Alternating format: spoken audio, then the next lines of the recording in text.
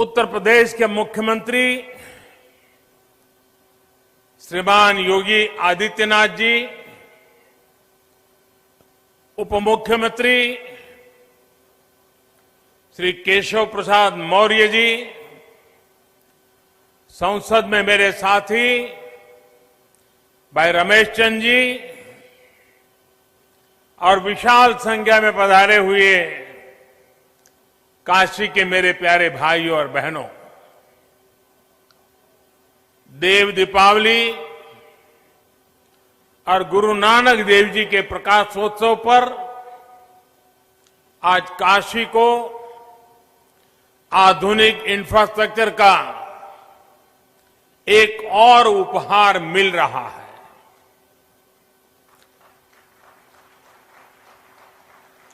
इसका लाभ काशी के साथ ही प्रयागराज के लोगों को भी होगा। आप सभी को बहुत बहुत बधाई।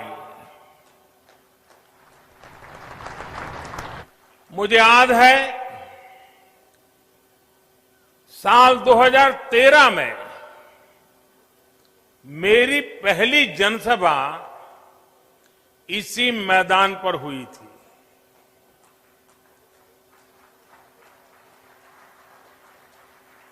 और तब यहां से गुजरने वाला हाईवे 4 लेन का था। आज बाबा विश्वनाथ के आशीर्वाद से ये हाईवे 6 लेन का हो चुका है।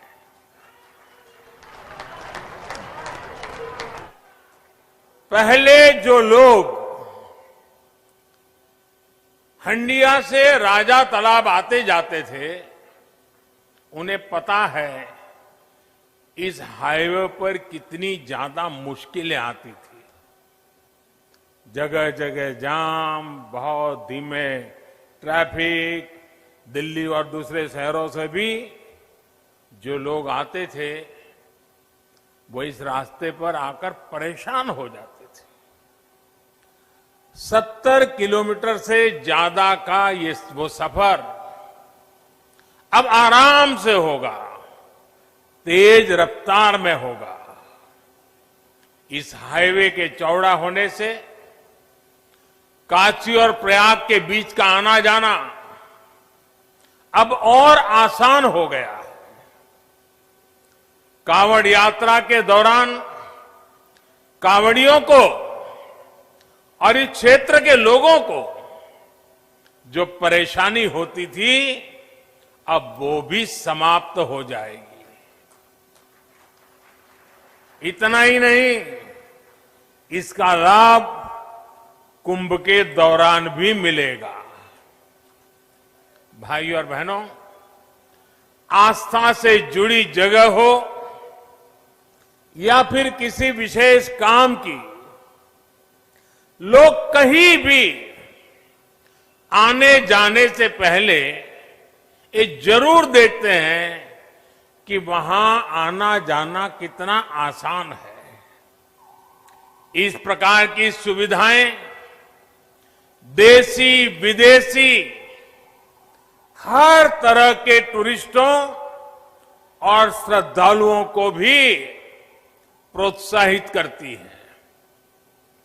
बीते वर्षों में काशी के सुंदरीकरण के साथ साथ यहां की कनेक्टिविटी पर जो काम हुआ है, उसका लाभ अब सब दूर दिखाई दे रहा है। नई हाईवे बनाना हो, पुल फ्लाईओवर बनाना हो, ट्रैफिक जाम कम करने के लिए रास्तों को चौड़ा करना हो, जितना काम बनारस और आसपास के इलाके में अभी हो रहा है, उतना आजादी के बाद कभी नहीं हुआ। बनारस का सेवक होने के नाते मेरा प्रयास यही है कि बनारस के लोगों की दिक्कतें कम हो, उनका जीवन और आसान बने। पिछले 6 वर्षों में बनारस में हजारों करोड़ रुपए के प्रोजेक्ट्स तेजी से पूरे किए गए हैं और बहुत सारी परियोजनाओं पर काम चल रहा है। एयरपोर्ट से शहर को जोड़ने वाली सड़क आज बनारस में विकास कार्यों की पहचान बन गई है। रेलवे स्टेशन की कनेक्टिविटी भी बेहतर हुई है। यहां से कुछ दूरी पर ही रिंग रोड फेज 2 का भी कार्य तेजी से चल रहा है। इसके पूरा होने से सुल्तानपुर, आजमगढ़ और गाजीपुर से आने जाने वाले भारी वाहन, भारी व्हीकल्स शहर में एंट्री लिए बिना सीधे इस नए 6 लेन हाईवे से निकल सकेंगे। वहीं जिन दूसरे हाईवे पर निर्माण कार्य चल रहा है, वो भी जल्द ही पूरा करने का प्रयास किया जा रहा है। इन हाईवे के बनने से वाराणसी, लखनऊ, आजमगढ़ और गोरखपुर की यात्रा और आसान हो जाएगी। भाइयों और बहनों, अच्छी सड़कें, अच्छे रेल मार्ग, अच्छी और सस्ती हवाई सुविधाएं ये समाज के हर वर्ग को सुविधा देती है। विशेष तौर पर गरीब को, छोटे उद्यमियों को, मध्यम वर्ग को इसका सबसे ज्यादा लाभ मिलता है। जब निर्माण कार्य चलता है तो अनेक लोगों को रोजगार मिलता है। जब ये प्रोजेक्ट बनकर तैयार होते हैं तो समय बचता है, खर्च कम होता और परेशानी भी कम होती है। कोरोना के इस समय में भी श्रमिक साथियों के लिए रोजगार का बहुत बड़ा माध्यम इंफ्रास्ट्रक्चर के ये प्रोजेक्ट ही बने हैं। भाइयों और बहनों, मुझे खुशी है कि उत्तर प्रदेश में योगी जी और उनकी पूरी टीम ने सरकार बनने के बाद यहां भी इंफ्रास्ट्रक्चर निर्माण में अभूतपूर्व तेजी आई है। पहले उत्तर प्रदेश के इंफ्रास्ट्रक्चर की स्थिति क्या थी, ये आप सभी भली भांति जानते हैं। आज उत्तर प्रदेश की पहचान एक्सप्रेस प्रदेश के रूप में सशक्त हो रही है।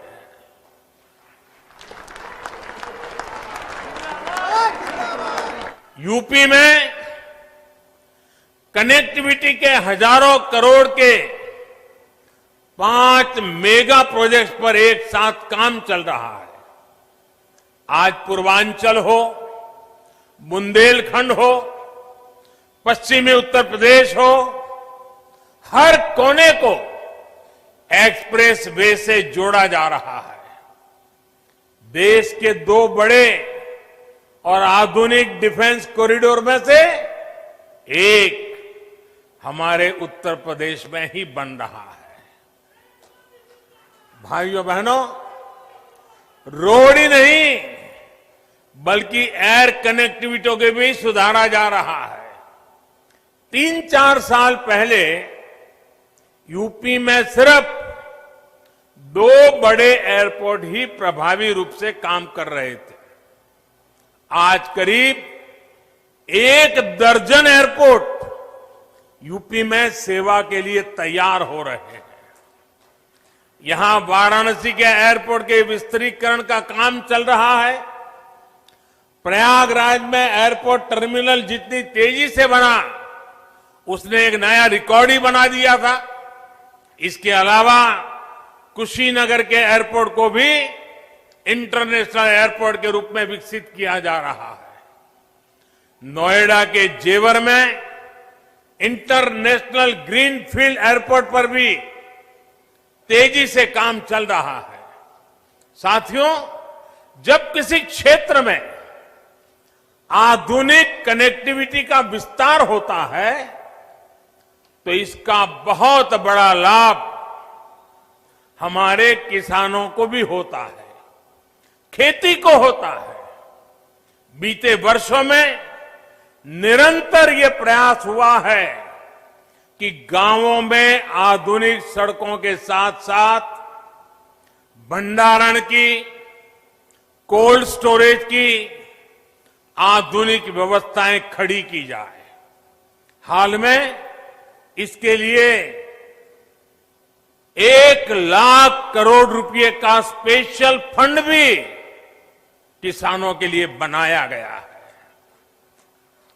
इसी साल देश के इतिहास में पहली बार चलते फिरते कोल्ड स्टोरेज यानी किसान रेल शुरू की गई है। इन प्रयासों से किसानों को नए बाजार मिल रहे हैं, बड़े शहरों तक उनकी पहुंच और बढ़ रही है और इसका सीधा प्रभाव ये पड़ रहा है यानी कि उनकी आय पर भी इसका प्रभाव पड़ रहा है। साथियों, वाराणसी सहित पूर्वांचल में ही जो बेहतरीन इंफ्रास्ट्रक्चर तैयार हुआ है उसका बहुत अधिक लाभ इस पूरे क्षेत्र को हुआ है। वाराणसी में पेरिसेबल कार्गो सेंटर बनने के कारण अब यहां के किसानों को अब फल और सब्जियों को स्टोर करके रखने और उन्हें आसानी से बेचने की बहुत बड़ी सुविधा मिली है। इस स्टोरेज कैपेसिटी के कारण पहली बार यहां के किसानों की उपज बड़ी मात्रा में विदेशों में निर्यात हो रही है। आज बनारस का लंगड़ा और बनारस की दशहरी आम लंदन और मिडल ईस्ट में अपनी खुशबू बिखेर रहा है। अब बनारस के आम की डिमांड विदेशों में भी निरंतर बढ़ रही है। अब यहां जो पैकेजिंग की सुविधाएं तैयार हो रही है उस वजह से पैकिंग के लिए दूसरे बड़े शहरों में जाने की जरूरत अब नहीं रहेगी। आम के अलावा इस साल यहां की ताजा सब्जियां भी दुबई और लंदन पहुंची है।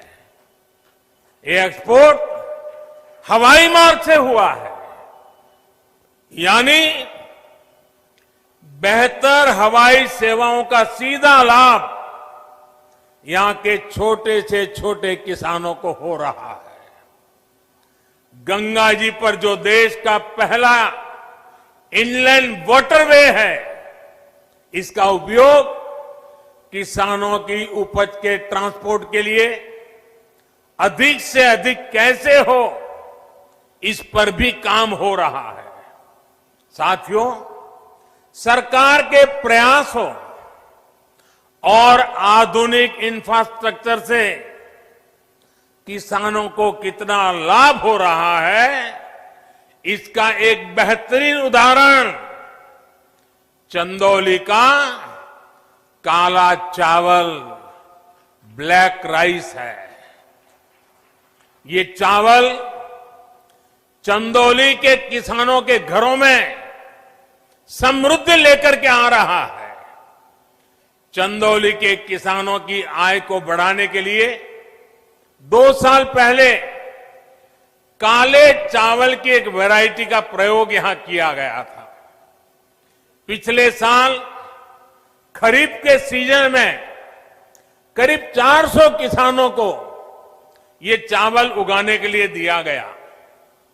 इन किसानों की एक समिति बनाई गई। इसके लिए मार्केट तलाश किया गया। सामान्य चावल जहां 35-40 रुपए किलो के हिसाब से बिकता है, वहीं बेहतरीन काला चावल 300 रुपये तक बिक रहा है।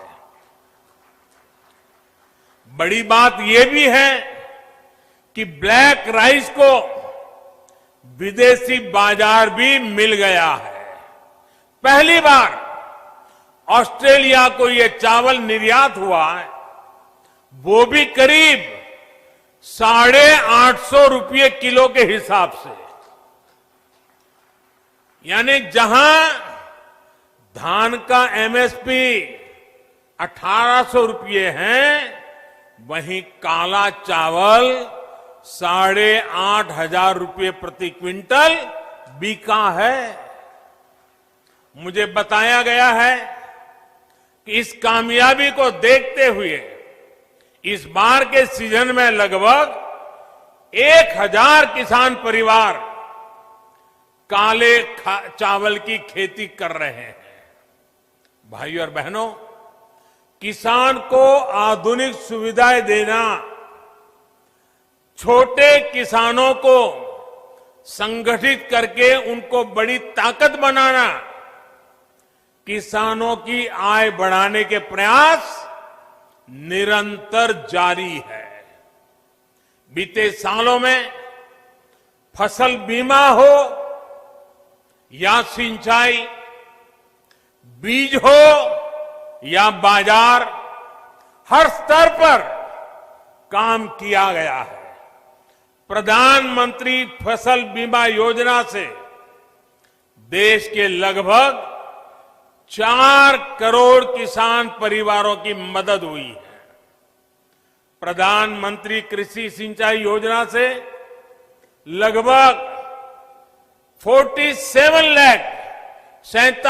लाख हेक्टेयर जमीन माइक्रो इरिगेशन के दायरे में आ चुकी है। लगभग 77,000 करोड़ रुपए के इरिगेशन प्रोजेक्ट पर तेजी से काम चल रहा है। लेकिन साथियों, सफल प्रकल्प ही काफी नहीं होते। इसके साथ साथ किसानों को उस बड़े और व्यापक मार्केट का लाभ भी मिलना चाहिए जो हमारा देश, दुनिया के बड़े बाजार हमारे किसानों को उपलब्ध कराते हैं। इसलिए विकल्प के माध्यम से किसानों को सशक्त करने का रास्ता अपनाया गया है। किसान हित में किए गए कृषि सुधार ऐसे ही विकल्प किसान को देते हैं। अगर किसान को कोई ऐसा खरीदार मिल जाए जो सीधा खेत से उपज उठाए, जो ट्रांसपोर्ट से लेकर लॉजिस्टिक के हर प्रबंध करे और बेहतर कीमत दे, तो क्या किसान को अपनी उपज उसे बेचने की आजादी मिलनी चाहिए कि नहीं मिलनी चाहिए? भारत के कृषि उत्पाद पूरी दुनिया में मशहूर है।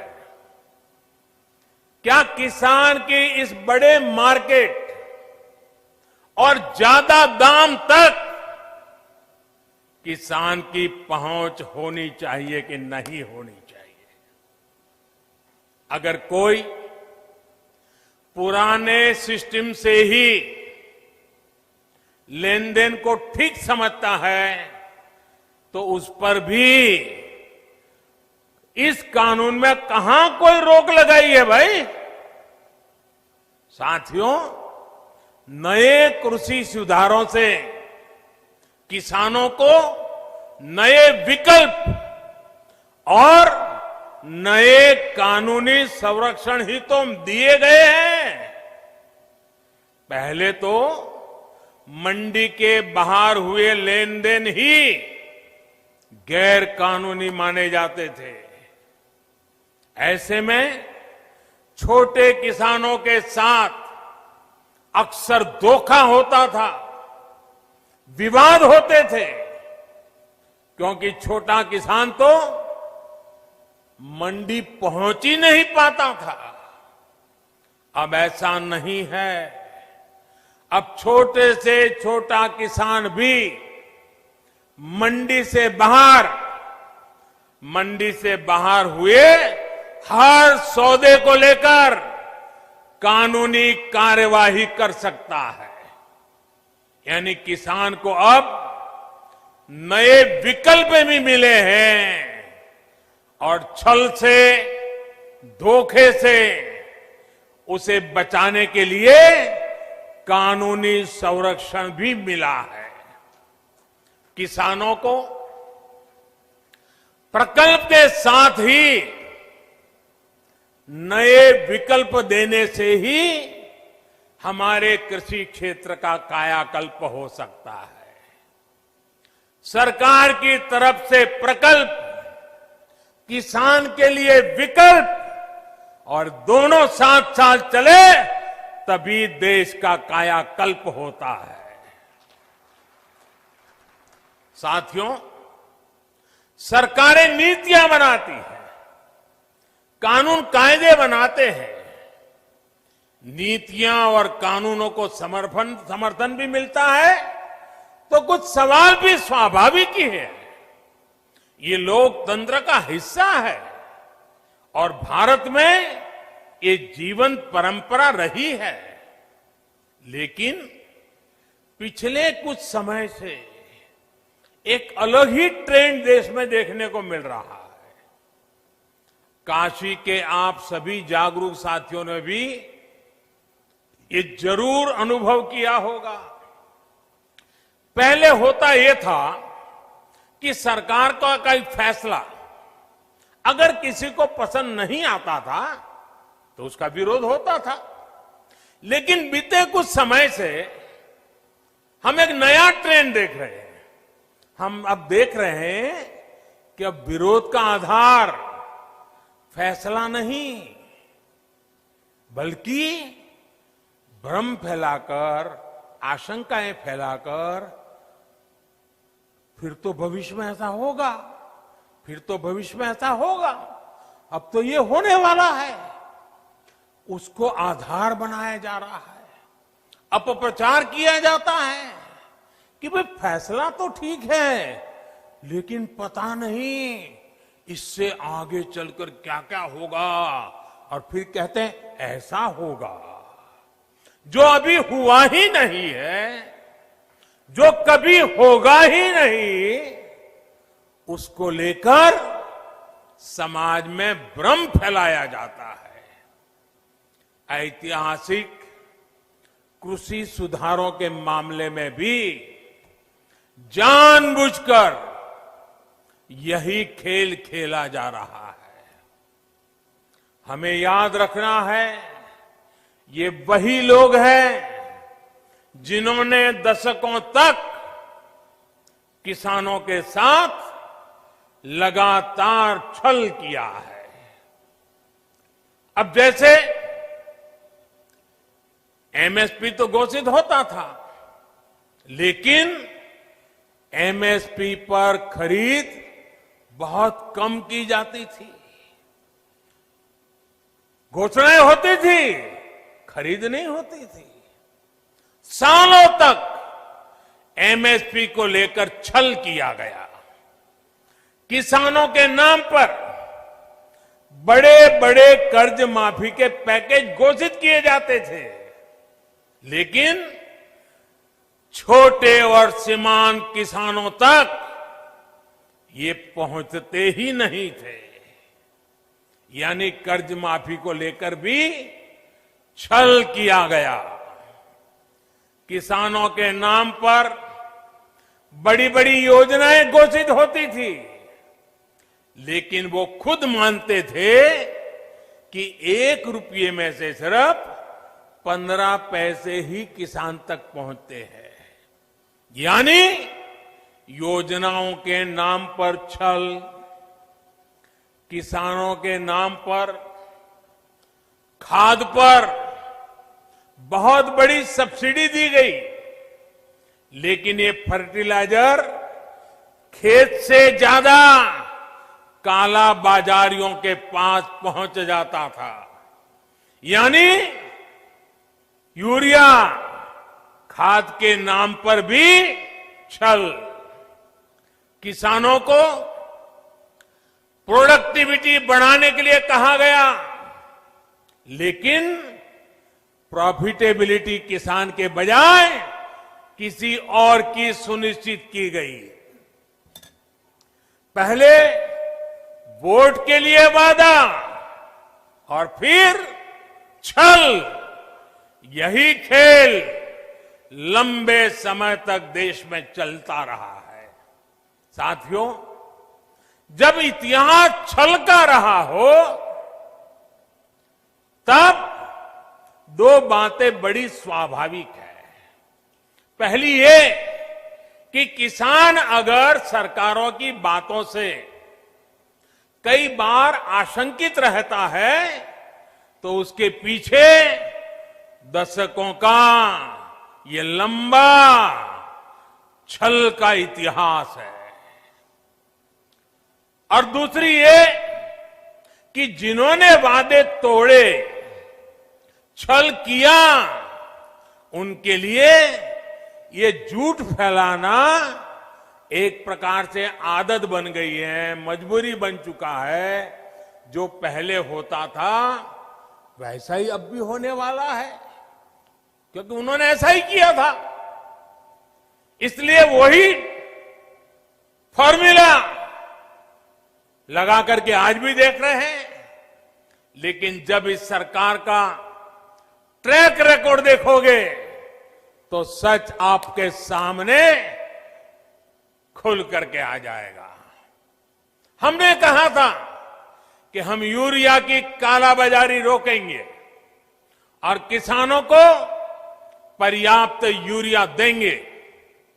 बीते 6 साल में यूरिया की कमी नहीं होने दी। पहले तो यूरिया ब्लैक में लेना पड़ता है, यूरिया के लिए रात रात लाइन में ला करके रात को बाहर ठंड में सोना पड़ता था, और कई बार यूरिया लेने वाले किसानों पर लाठीचार्ज की घटनाएं होती थी। आज ये सब बंद हो गया। यहां तक कि कोरोना लॉकडाउन तक, उसमें भी जब लगभग हर गतिविधि बंद थी, तब भी हमने यूरिया पहुंचाने में दिक्कत नहीं आने दी गई। हमने वादा किया था कि स्वामीनाथन आयोग की सिफारिश के अनुकूल लागत का 1.5 गुना एमएसपी देंगे। ये वादा सिर्फ कागज पर ही नहीं, ये वादा हमने पूरा किया। और इतना ही नहीं, किसान के बैंक खाते तक पैसे पहुंचे, इसका प्रबंध किया। साथियों, सिर्फ दाल की ही बात करें, पल्सेस की बात करें, 2014 से पहले के 5 सालों में, हमारे जो पहले वाली सरकार थी उसके 5 सालों में लगभग 650 करोड़ रुपए की ही दाल किसान से खरीदी गई थी। कितनी? 650 करोड़। कितना भैया, जरा बताइए, पूरे देश में कितना? 650 करोड़। लेकिन हमने 5 साल में क्या किया आकर के? हमारे 5 सालों में हमने लगभग 49,000 करोड़, 49,000 करोड़, यानी करीब करीब 50,000 करोड़ रुपए की दालें एमएसपी पर खरीदी है। यानी लगभग 75 गुना बढ़ोतरी। कहां 650 करोड़ और कहां करीब करीब 50,000 करोड़। 2014 से पहले के 5 सालों में, उनकी आखिरी सरकार की मैं बात कर रहा हूं, 5 सालों में पहले की सरकार ने 2 लाख करोड़ रुपए का धान खरीदा था पूरे देश में, 2 लाख करोड़ का एमएसपी पर। लेकिन हमने हमारे 5 साल में धान के लिए 5 लाख करोड़ रुपए एमएसपी के रूप में किसानों तक हमने पहुंचा दिए हैं साथियों। यानी लगभग 2.5 गुना ज्यादा पैसा किसान के पास पहुंचा है।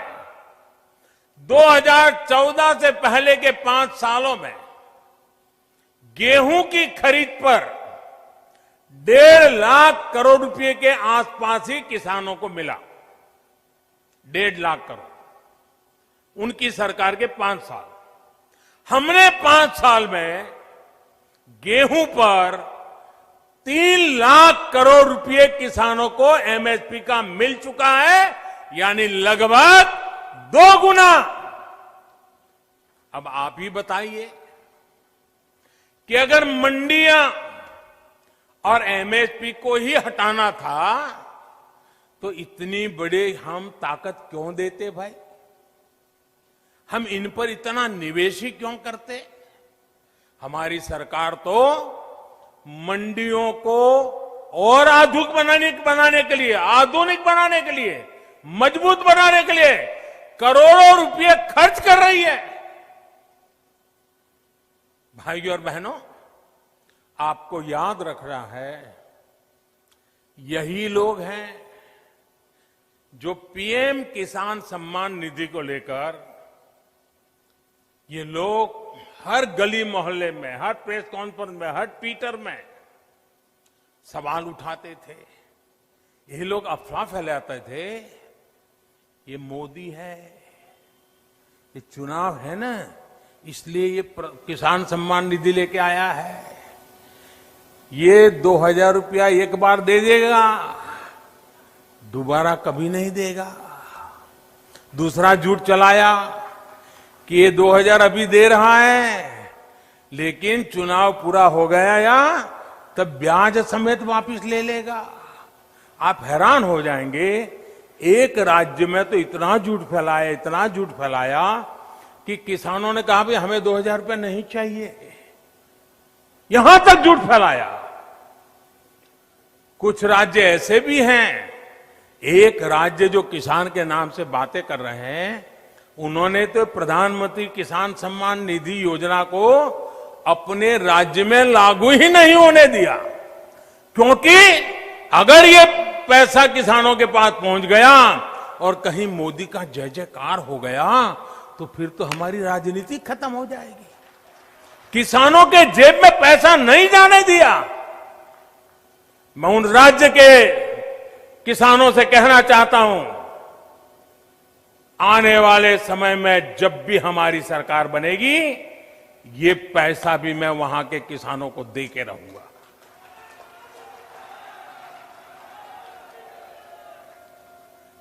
साथियों, देश के 10 करोड़ से ज्यादा किसान परिवारों के बैंक खाते में सीधी मदद दी जा रही है और ये प्रधानमंत्री किसान सम्मान निधि के द्वारा लगातार चल रहा है।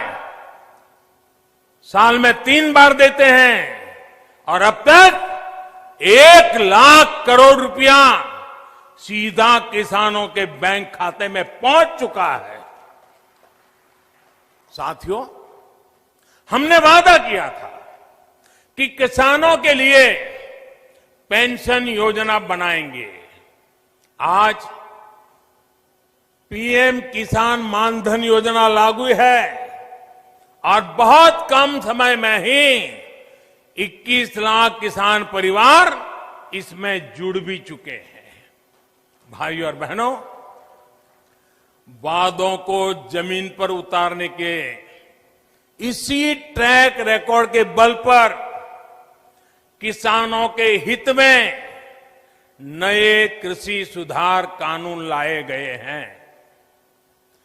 किसानों को न्याय दिलाने में ये कितने काम आ रहे हैं, ये आए दिन हम जरूर देखेंगे, अनुभव करेंगे और मुझे विश्वास है मीडिया में भी इसकी सकारात्मक चर्चाएं होगी और हमें देखने भी मिलेगा, पढ़ने को भी मिलेगा। मुझे एहसास है कि दशकों का छलावा किसानों को आशंकित करता है। किसानों का दोष नहीं है, लेकिन मैं देशवासियों को कहना चाहता हूं, मैं मेरे किसान भाई बहनों को कहना चाहता हूं